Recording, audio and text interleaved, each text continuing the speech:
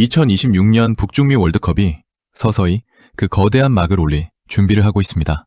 이번 대회는 현대 축구 역사상 가장 급진적인 변화를 맞이하는 전환점입니다. 단순한 규모 확장을 넘어 대회의 운영 방식, 전술적 패러다임, 그리고 상업적 가치까지 모든 면에서 과거의 기준을 뛰어넘고 있습니다. 미국, 캐나다, 멕시코라는 3개의 거대한 국가가 공동으로 개최하며 역대 최다인 48개 국가가 본선 무대를 밟게 됩니다. 경기 수 역시 104경기로 대폭 늘어났고 전 세계 누적 시청자 수는 55억 명을 돌파할 것으로 예상됩니다. 단순한 스포츠 이벤트를 넘어 글로벌 메가 이벤트로 자리 잡은 이번 대회의 핵심 관전, 포인트 5가지를 객관적인 데이터와 전술적 시각에서 심층 분석해 보겠습니다. 첫 번째 관전 포인트는 48개국 체제가 가져올 전술적 변수와 조별리그의 지각 변동입니다. 기존 32개국 체제에서 조별리그는 생존을 위한 사투였습니다. 하지만 새로운 규정에 따라 12개 조의 1위와 2위는 물론이고 각 조 3위 중 성적이 좋은 8척의 팀까지 총 32개 팀이 토너먼트에 진출합니다. 이는 강팀들의 조별리그 생존 확률이 수학적으로 크게 높아졌음을 의미하며 예선전에서 일부 전술적 실험이나 주전 선수들의 체력 안배를 시도할 수 있는 여유를 제공합니다. 반면 중하위권 팀들에게는 역사적인 기회의 잔이 열렸습니다. 우즈베키스탄, 요르단, 카보베르데, 그리고 인구가 20만 명에도 미치지 못하는 네덜란드령, 퀴라소 같은 국가들이 예선을 통과하며 본선에 합류했습니다. 퀴라소의 무패 진출은 현대 축구의 상향 평준화와 체계적인 시스템의 승리를 보여줍니다. 반대로 유럽 지역 예선의 극심한 경쟁은 전통의 강호 이탈리아를 3번 연속 본선 무대에서 밀어냈습니다. 북메이커들은 이번 조별리그에서 신흥국과 중견, 국가들 간의 전력 차이가 거의 없는 제로 핸디캡 경기가 속출할 것으로 분석하고 있습니다. 조별리그의 매 경기가 치열한 수일기와 전술적 승부처가 될 것이며 여기서 살아남는 팀이 토너먼트의 판도를 뒤흔들 다크호스가 될 것입니다. 두 번째 관전 포인트는 한시배를 완벽하게 지배했던 전설들의 마지막 무대입니다. 올해로 38세가 된 리오넬 메시와 40세에 접어든 크리스티아노 호날두는 국가대표 유니폼을 입고 뛰는 사실상 마지막 월드컵을 맞이합니다. 이미 5번의 월드컵을 경험한 이 두 전설은 각자의 조국을 이끌고 유종의 미를 거두기 위해 철저한 준비를 하고 있습니다. 객관적인 대진표 추첨 결과에 따르면 아르헨티나와 포르투갈이 조별리그를 1위로 통과하고 16강 토너먼트에서 승리할 경우 8강에서 역사적인 맞대결이 성사될 가능성이 존재합니다. 만약 이 경기가 성사된다면 이는 단순한 8강전을 넘어 전 세계 10억 명 이상의 시청자가 지켜보는 가운데 21세기 최고의 라이벌전이 마침표를 찍는 상징적인 순간이 될 것입니다. 전술적으로 볼 때 두 국가대표팀의 감독들은 이 노장 선수들의 기동력 저하를 보완하면서도 그들의 압도적인 플레이메이킹 능력과 득점력을 극대화하기 위해 팀 전체의 밸런스를 재조정하고 있습니다. 전성기 시절의 폭발적인 스피드는 줄었을지라도 경기의 흐름을 읽는 노련미와 결정적인 순간의 파괴력은 여전히 전술의 핵으로 작용할 것입니다. 세 번째 관전 포인트는 새로운 축구 황제의 자리를 차지하기 위한 차세대 스타들의 정면 승부입니다. 전설들의 황혼기와 맞물려 새로운 시대의 주역들이 자신들의 가치를 증명할 무대가 바로 이번 월드컵입니다. 그 중에서도 조별리그 원조에서 성사된 프랑스의 킬리안, 은바페와 노르웨이의 엘링 홀란드의 맞대결은 조별리그 최고의 흥행 카드로 꼽힙니다. 2025년 한 해에만 55골을 몰아치며 득점 기계를 넘어선 완벽한 공격수로 진화한 은바페와 잉글랜드 프로축구 최단기 100골 달성이라는 경이로운 기록을 세운 홀란드의 격돌은 전 세계의 이목을 집중시키고 있습니다.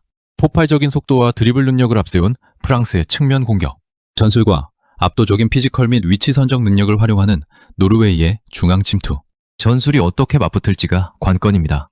이에 더해 18세에 불과하지만 이미 세계 최고 수준의 기량을 선보이는 스페인의 천재 미드필더 라민, 야말과 브라질의 최전방을 책임질 신성 앤드린 역시 월드컵 데뷔전을 치릅니다. 이 어린 선수들이 세계 최고의 무대에서 보여줄 기량은 향후 10년간 세계 축구의 전술적 트렌드와 패권을 가늠하는 중요한 지표가 될 것입니다. 네 번째 관전 포인트는 경기장 밖에서 전개되는 복잡한 정치적 지형도와 외교적 변수입니다. 이번 월드컵은 북미 대륙을 가로지르는 16개 도시에서 분산, 개최되는 만큼 그 이면의 상황도 대단히 복잡하게 얽혀 있습니다. 개최국인 미국 내부의 정치적 역학관계는 물론이고 캐나다와 유럽 국가들 사이의 영토 및 자원, 분쟁 등 국제적인 갈등 요소들이 스포츠 무대까지 영향을 미치고 있습니다. 실제로 유럽 축구계의 유력 인사들과 전 국제축구연맹, 회장 등은 대회의 안전 문제와 정치적 갈등을 이유로 특정 국가에서 열리는 경기에 대한 보이콧을 공개적으로 거론하기도 했습니다. 이런 상황은 스포츠와 정치의 철저한 분리라는 국제 스포츠계의 오랜 원칙을 다시 한번 시험대에 올렸습니다. 이러한 장외의 여론전과 정치적 불확실성은 대회 운영의 안전성은 물론이고 경기에 집중해야 할 선수단의 심리 상태에도 적지 않은 영향을 미칠 수 있습니다. 개최국 정부와 국제축구연맹이 이러한 외부적 갈등 요소들을 어떻게 통제하고 대회를 안정적으로 운영할 수 있을지가 대회의 성공을 좌우할 숨은 변수로 작용하고 있습니다. 다섯 번째 관전 포인트는 역대 최대 규모의 자본이 투입된 상업적 가치와 그에 따른 글로벌 경제 파급 효과입니다. 축구 산업의 자본화는 이번 대회에서 그 정점을 찍을 전망입니다. 대회의 전체 상업 수익은 109억 달러로 예상되며 이는 지난 대회와 비교하여 무려 56%나 급증한 천문학적인 수치입니다. 글로벌 스포츠 의류 브랜드를 비롯하여 다국적 음료, 기업, 전자기기 및 가전기업 등 다양한 산업군의 거대 기업들이 앞다투어 공식 후원사 자리를 선점했습니다. 이러한 기업들의 막대한 자본 투입은 곧 전 세계를 대상으로 한 마케팅 전쟁을 의미합니다. 세계 최대의 소비재 생산 기지인 중국 EUC의 상인들은 이미 대회 개막 수개월 전부터 공장을 24시간 가동하며 월드컵 관련 상품을 생산해 전 세계로 수출하고 있습니다. 한 글로벌 완구 기업은 메시, 호날두, 음바페, 비니시우스 등 몸값이 천정부지로 솟은 4명의 세계 최고 스타들을 하나의 광고에 등장시키는 파격적인 마케팅을 선보이기도 했습니다. 이는 기업들이 월드컵이라는 무대를 통해 얻고자 하는 브랜드 가치, 상승 효과가 얼마나 거대한지를 단적으로 보여줍니다. 다가오는 6월 11일 멕시코시티의 아스테카 경기장에서 열리는 개최국 멕시코와 남아프리카 공화국의 개막전을 시작으로 한여름의 축구 전쟁이 시작됩니다. 10만 명을 수용할 수 있는 역사적인 경기장에서 펼쳐질 개막식은 대회의 웅장함을 알리는 신호탄이 될 것입니다. 48개 국가가 만들어내 수많은 전술적 변수와 새로운 기록들, 전설들의 마지막 투혼과 차세대 스타들의 비상, 그리고 그 모든 것을 둘러싼 거대한 자본의 흐름과 정치적 역학관계까지 북중미 월드컵은 단순한 스포츠 대회를 넘어 현 시대의 사회와 경제를 투영하는 거대한 거울이 될 것입니다. 이 대회가 담길 새로운 축구의 역사와 다각적인 변화의 양상을 지켜보는 것은 스포츠 분석에 있어 대단히 흥미로운 작업이 될 것입니다.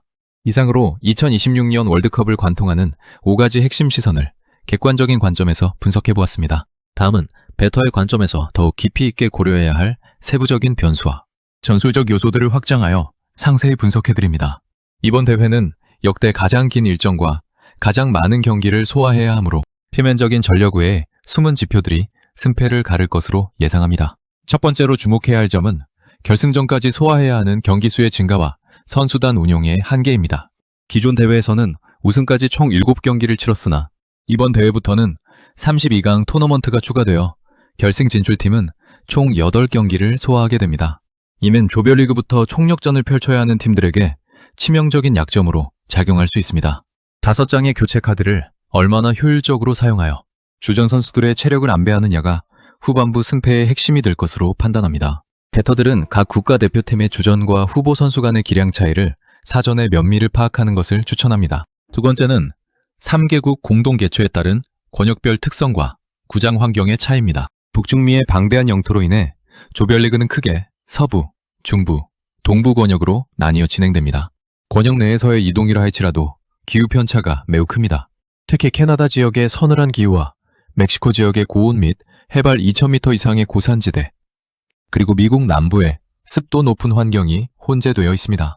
또한 일부 경기장의 경우 인조 잔디 위에 천연 잔디를 덮는 하이브리드 방식을 채택할 예정이어서 선수들의 잔디 적응력도 무시할 수 없는 변수입니다.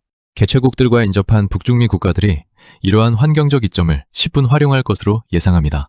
세 번째는 비디오 판독 시스템의 고도화와 이에 따른 경기 흐름의 단절입니다. 반자동 옵사이드 판독 시스템과 더욱 정밀해진 비디오 판독 기술이 전면적으로 도입됨에 따라 미세한 반칙이나 득점, 취소 비율이 이전 대회보다 높아질 수 있습니다. 이는 강팀의 일방적인 공격 흐름에 찬물을 끼얹거나 약팀에게 예상치 못한 페널티킥 기회를 제공하는 등 이변의 빌미가 될 수 있습니다. 득점과 직결되는 판정 지연 시간은 경기 후반 추가 시간의 대폭 증가로 이어지며 이는 경기 막판 득점 확률과 양팀의 총 득점 기준점 접근에 중요한 참고 자료가 될 것으로 판단합니다. 네 번째는 신흥 출전국들에 대한 북메이커의 정보 부족 현상입니다. 아프리카, 아시아, 오세아니아 등에서 본선 티켓 확대로 인해 새롭게 무대를 밟는 국가들은 타 대륙 강호들과의 최근 맞대결 전적이 거의 전무합니다. 북메이커 역시 과거의 제한적인 정보와 대륙별 지역, 예선 상정만을 바탕으로 초기 기준점과 배당을 산출할 수밖에 없어 실제 전력과 배당 사이에 큰 괴리가 발생할 확률이 높습니다. 수비 조직력이 뛰어난 신흥 국가가 배당률상으로는 크게 열세로 평가받는 경기를 찾아내는 것이 이번 대회에서 수익을 낼 수 있는 핵심 전략이 될 것으로 예상합니다. 다섯 번째는 토너먼트 단계에서의 전술적 보수성과 핸디캡 접근법입니다. 32강이라는 생소한 토너먼트 단계가 추가되면서 지면 즉시 탈락하는 단판 승부의 압박감이 한 경기 일찍 시작됩니다. 강팀이라 할지라도 체력 소모를 줄이고 이변을 피하기 위해 무리한 공격보다는 수비의 안정을 꾀하며 신중하게 경기를 운영할 가능성이 높습니다. 따라서 토너먼트 초반 단계에서는 일방적인 다득점보다는 팽팽한 저득점 양상의 경기가 빈번할 것으로 예상하며 승패를 가늠하기 어려운 접전 구도에서는 무승부의 가능성을 열어두고 제로 핸디캡으로 접근하는 것이 배터에게 유리한 방어적 전략이 될 것으로 추천합니다. 여섯 번째는 조별리그 최종전의 복잡한 셈법과 동기부여의 차이입니다. 각 조 3위 팀들 중 성적이 좋은 상위 8개 팀이 토너먼트에 진출하게 되면서 조별리그 3, 차전은 득실차 하나로 운명이 엇갈리는 복잡한 상황이 연출됩니다. 이미 2승을 거두어 진출을 확정지은 팀은 주력 선수들을 대거 제외하며 휴식을 취할 것이고 반대로 1승 1무나 1무 1패를 기록 중인 팀들은 다득점을 위해 극단적인 공격 전술을 펼칠 것입니다. 조별리그 마지막 라운드에서는 각 팀의 확실한 동기부여와 득실차 계산을 최우선으로 고려하여 분석해야 합니다. 결과적으로 다가오는 북중미 월드컵은 단순한 배당률의 흐름이나 국가대표팀의 과거, 명성만으로 판단하기에는 함정이 많은 대회입니다. 각 팀이 처한 지리적 이동 동선, 누적된 체력적 한계, 그리고 대회 규정의 변화가 미치는 영향을 종합적으로 분석해야 합니다. 이러한 철저한 정보 수집을 바탕으로 북메이커의 기준점 오류를 파악하는 전략을 세우시길 추천합니다. 이번 영상이 유익하셨다면, 그리고 제 분석이 여러분의 적중에 도움이 되었다면 나가시기 전에 좋아요 한번 부탁드립니다. 여러분의 클릭 한 번이 모여 이 채널을 지탱하는 힘이 됩니다. 보내주신 성원에 보답할 수 있도록 다음 회차에는 더욱 깊이 있는 통찰과 정확한 데이터로 찾아뵙겠습니다.